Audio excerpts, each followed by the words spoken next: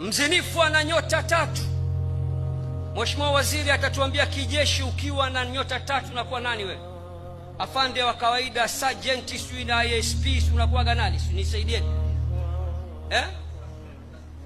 Brigadier, koplo.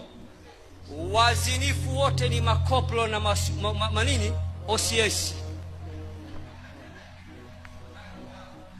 Kwa nini? Kwa sababu zina ni dhambi ya 3 kwa ukubwa mbele ya Allah. Msikiliza Imamu Shafi'i akizungumzia zina, anasema nini? Atakaizini kwa pesa nyumbani kwake kutaziniwa bu.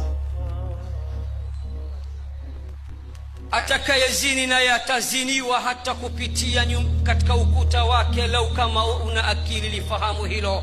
Akasema hakika ya zina ni deni, ukishalichukua walipaji watatoka nyumbani kwako. Na hakuna watu wana uchungu na dada zao na mabinti zao kama wazinifu, si ndio? Al-Imamu Shafi'i, moja katika wema waliopita, imamun adhimun wa imamu dunya fi asrihi, anasema ukizini na wewe utakuja kuziniwa. Naam.